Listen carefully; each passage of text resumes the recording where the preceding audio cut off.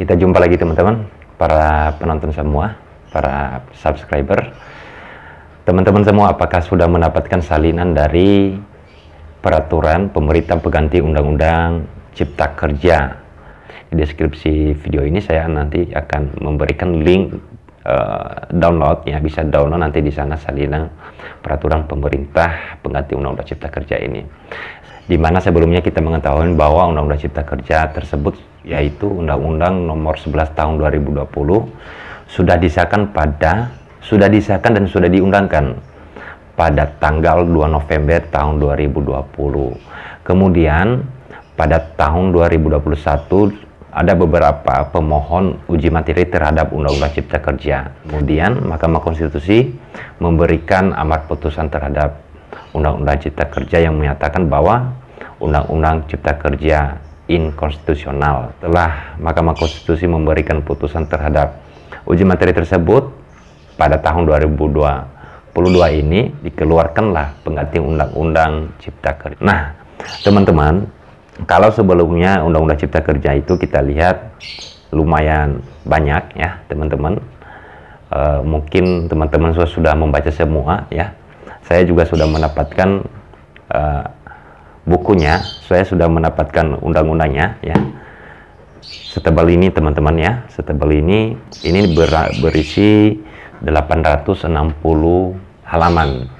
Kemudian teman-teman, amar putusan Mahkamah Konstitusi terhadap Undang-Undang Cipta Kerja ada 5 poin, ya teman-teman. Mungkin masih ingat, atau di sini saya mencoba mengingatkan kembali bahwa pertama itu Mahkamah Konstitusi menyatakan bahwa pembentukan Undang-Undang Cipta Kerja bertentangan dengan Undang-Undang 1945 dan tidak mempunyai kekuatan hukum mengikat secara bersyarat sepanjang tidak dimaknai, tidak dilakukan perbaikan dalam waktu 2 tahun sejak putusan ini diucapkan. Jadi diberikan waktu selama 2 tahun untuk dilakukan perbaikan terhadap Undang-Undang Cipta Kerja ini. Yang kedua, menyatakan Undang-Undang Cipta Kerja masih tetap berlaku sampai dengan dilakukan perbaikan dalam pembentukan sesuai dengan tenggang waktu sebagaimana yang telah ditentukan dalam putusan ini. Nah, jadi Undang-Undang Cipta Kerja yang sudah disahkan tersebut masih berlaku, ya, dinyatakan berlaku, ya. Yang ketiga, memerintahkan kepada pembentuk undang-undang untuk melakukan perbaikan dalam jangka waktu paling lama 2 tahun sejak putusan ini diucapkan, dan apabila dalam waktu, ya, dalam tenggang waktu tersebut tidak dilakukan perbaikan, maka Undang-Undang Cipta Kerja menjadi inkonstitusional, ya, menjadi inkonstitusional secara permanen. Jadi untuk perbaikan Undang-Undang Cipta Kerja ini sudah diberikan waktu selama 2 tahun dilakukan perbaikan. Jadi jika dalam waktu 2 tahun tidak dilakukan perbaikan, artinya ya inkonstitusional, jadi bertentangan, sudah bertentangan Undang-Undang Cipta Kerja ini. Itu maksudnya poin yang ketiga.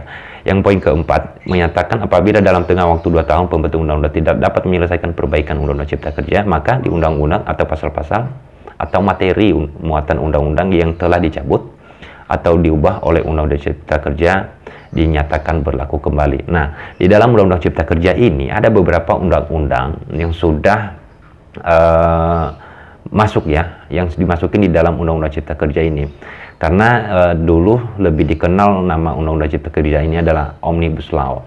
Jadi Omnibus Law itu artinya adalah ada beberapa undang-undang yang kemudian disatukan di dalam undang-undang, itu maksudnya. Jadi di dalam Undang-Undang Cipta Kerja ini ada beberapa undang-undang. Nah, dalam poin 4 ini menyatakan bahwa jika dalam 2 tahun, ya, jika dalam 2 tahun pembentuk undang-undang tidak menyelesaikan, ya, tidak menyelesaikan perbaikan ini, maka undang-undang yang sebelumnya itu akan berlaku kembali, gitu. Nah, yang kelima, menyatakan undang-undang menangguhkan segala tindakan kebijakan yang bersifat strategis dan berdampak luas, serta tidak dibenarkan pula menerbitkan peraturan pelaksana baru yang berkaitan dengan Undang-Undang Cipta Kerja.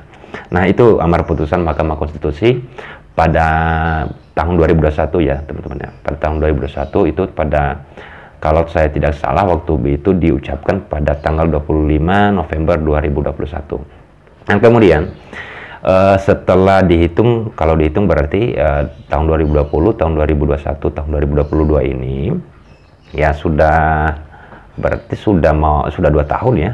Sudah 2 tahun.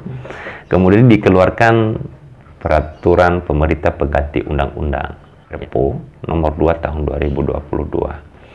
Kalau kita lihat Perpu ini halamannya lumayan lebih banyak daripada Undang-Undang Cipta Kerja ini. Halamannya itu 1117 halaman. Ini di dalamnya termasuk penjelasan penjelasan peraturannya ya.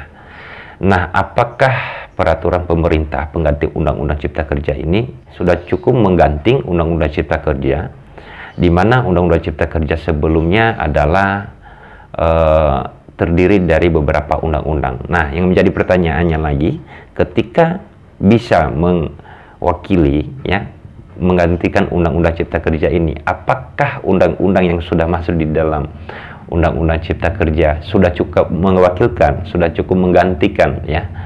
Apakah peraturan pemerintah ini sudah bisa menggantikan undang-undang yang sebelumnya sudah dicabut? Nah, terima kasih dan sampai jumpa kembali.